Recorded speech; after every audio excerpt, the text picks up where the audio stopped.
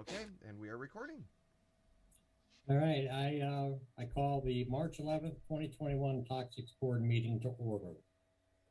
All right, well, first we'll go around and with introductions. Anybody want to start? I'll start. Evan Shankin, is it Toxic Right to Know Advocate? Is that the correct name? Okay. Crystal Abrams, Toxic Right to Know Advocate. Nicole Patterson, Toxic's Right to Know Advocate. Don Egan, Industrial Advocate. And James Lenhart, Program Manager for the City of Eugene.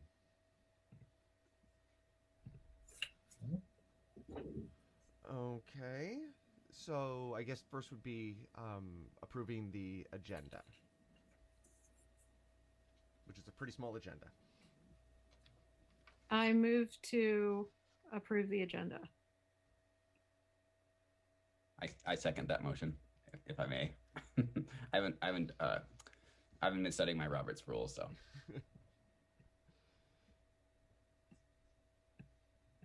So Don, you'll need to call the vote. All in favor of approval? Aye. Aye. Fantastic. So staff update. Just real quick before we jump into our other stuff.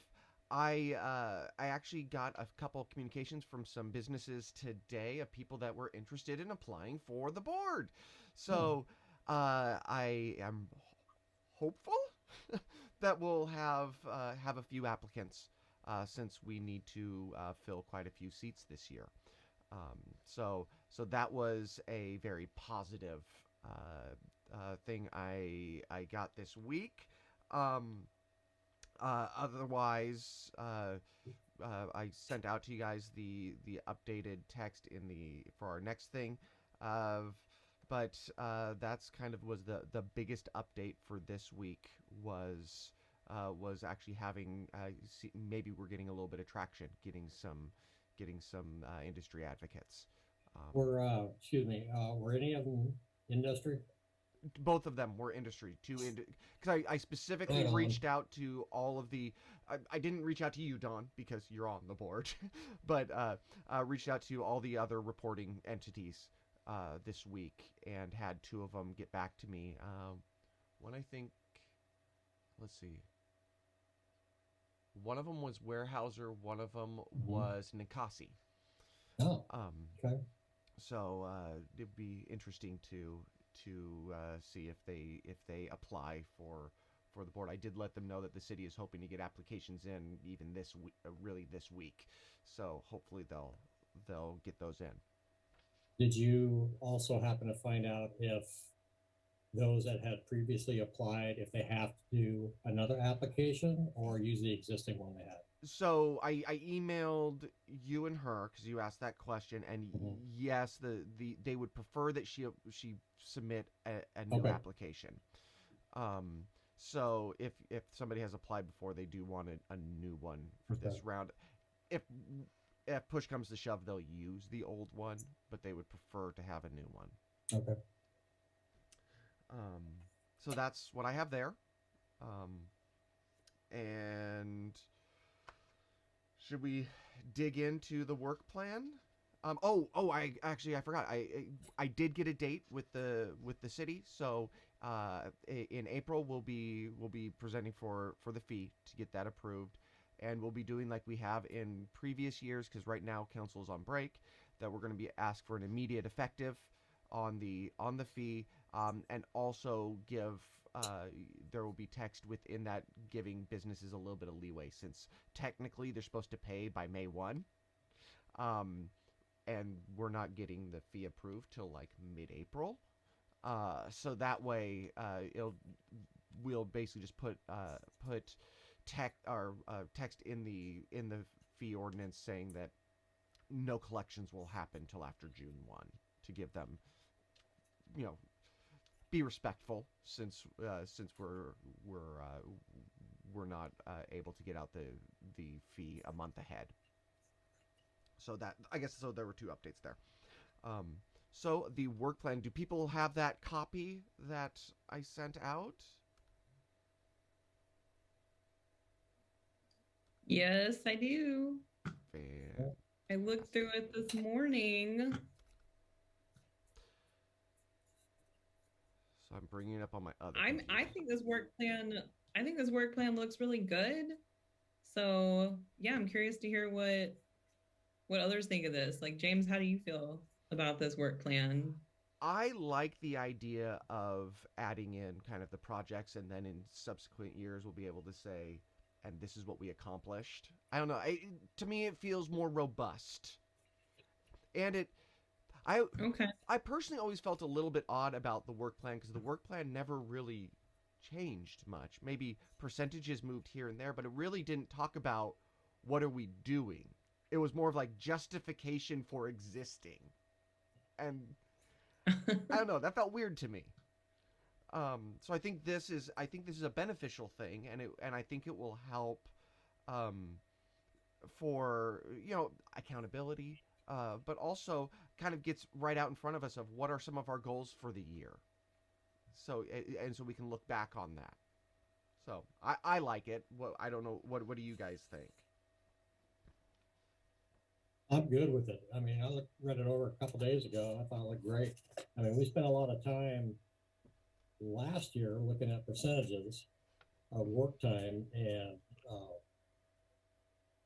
there's not a whole lot different, but what is different is good.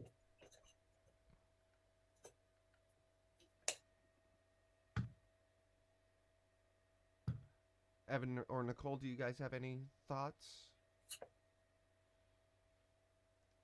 You're muted. Sorry, sorry. Okay. No, I'm just looking it over. It looks good to me. I mean, it seemed like you integrated the internship component, which was big. And then was there any GIS or interactive map stuff? Was There that was where that is that included? the digital facility map Okay. is what I put in there. So, uh, yeah, because what I wrote was with the purpose of making program information more usable and approachable by the general public, the concept of a digital facility map has been discussed. The intent is for the public to be able to see what facilities are in the vicinity in the most user-friendly method possible. So, not saying exactly what the steps are, but saying that this is one of the things that we're planning on working on this year is a digital facility map. Okay, that sounds so it's included within, even With though it's not articulated in the percentages. It's an overall like one of the exact goals. kind of like overall projects we're wanting to address this year. That sounds good to me. I noticed one little typo. I Oh, don't know if you care about that, yes, I but do. under program tech integration in the second sentence, there's an extra space after toxics program between that and to transition. Oh, yep, you're So right. that's just one little tiny thing I noticed. No, thank you. That's weird that it didn't catch that. But yeah, I see that now. Oh no, actually, it was 2 extra spaces because 3 spaces are needed. Okay, that's fixed. Thank you. Thank you for calling that out. Any thoughts, Nicole? I think it looks great. I like the changes that you made. Okay. And it seems like it's in line with what we discussed the last meeting. Yeah. Okay, great. Well, so I mean, the big question is for you guys to approve it, and then I can put that together in the packet. Let's see. Does one of us have to call for the approval of the? Yeah, I can't. So it's I can do it. I can do it if you'd like. I move to approve the work plan, the Toxics Right to Know work plan for fiscal year 2022. I second that motion. All those in favor say aye or raise your hand. Aye. All those opposed? Nobody. Fantastic. Right. That means that is out of the way. So we are all set for everything to get finalized with the city council. I doubt there'll be any major questions because now for the last couple years doing it, there have been 0 questions, and they just approve whatever we come in with because it's in line with what the program has to do.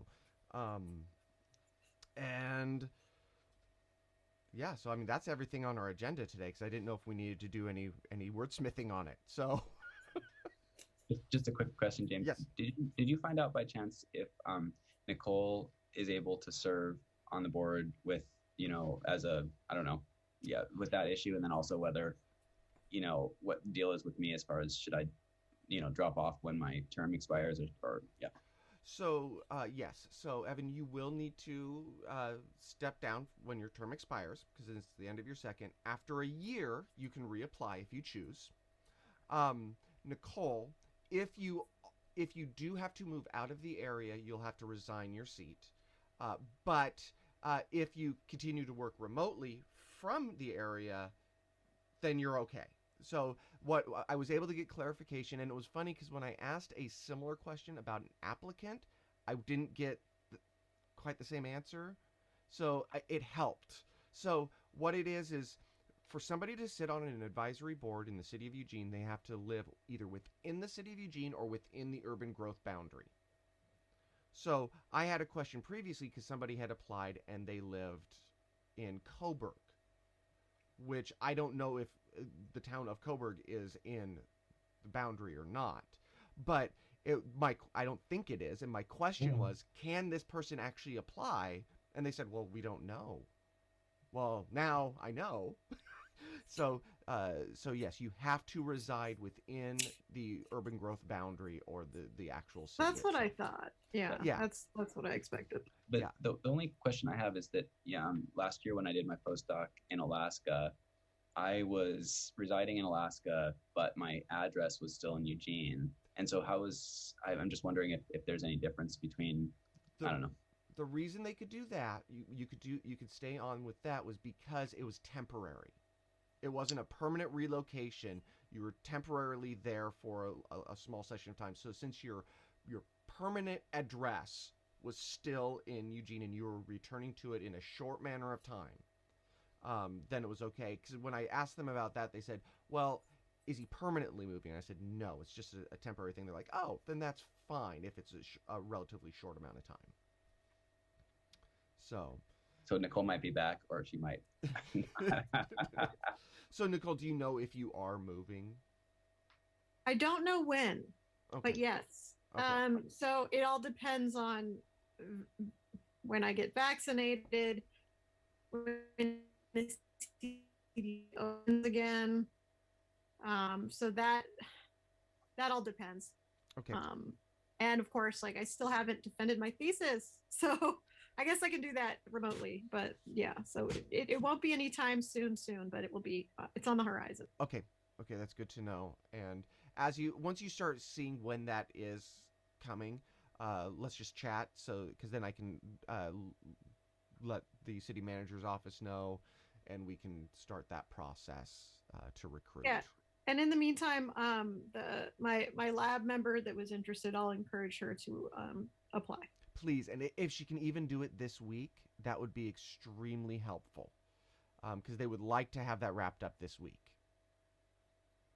And just speaking of vaccines, James, is there a list that we can get on as far as within the city is for the extra doses? Because I've heard some rumors. No, the county is solely in charge of it. So you have to go through the county for it. Actually, even the city manager just I think a week and a half or 2 weeks ago just got on the list for once it opened up. So even she couldn't move farther up the list. So no, I don't have any strings to pull. Okay, well, yeah, thanks. I can say I did have it with being part of the fire department. Yeah. And the second dose was brutal. Fever. Oh yeah. It was. Yeah, my wife had it because she's in the medical field, and she had no problems. I was very envious. Which one was it? Was it the Moderna? The Moderna. So okay. We both had it. So it really depends on your personal makeup. But it also means I can start getting into those businesses again. So that's one of the good things. So, is there anything else anybody wants to discuss, or we wrap this up really, really fast? Yeah. I'm complete. I'm good. Okay. Well, And, all and right then. just to clarify Mhm. the timeline, James, as far as for my appointment, I'm resigning or whatever. My term ends this June. Is that correct? Or June 30th. Both you and Dawn are Yeah. done. June 30th will be your last Okay. day on the board, and because what it is it follows the fiscal year of the city, so Okay. it goes from July 1 through June 30th each year. okay, and then do you know when we'll put the those applications open or make that position available for my slot? So they're recruiting right now for it. No, okay, all right. So for they both. know that your time is done, so they're already recruiting for that. So Got it. if you know anybody that you want to encourage to apply for the board, please encourage them. Unless they live in Coburg. Unless they live out of the urban growth boundary, then they're not going to get approved. Sounds good. Thanks. Anybody have anything else to bring up, talk about? All right, then the meeting is adjourned. Thank you, everybody. Thanks. Thank I you, like your everyone. dog calendar, Don. Oh, you like that? It's really cute. Yeah. But my dog is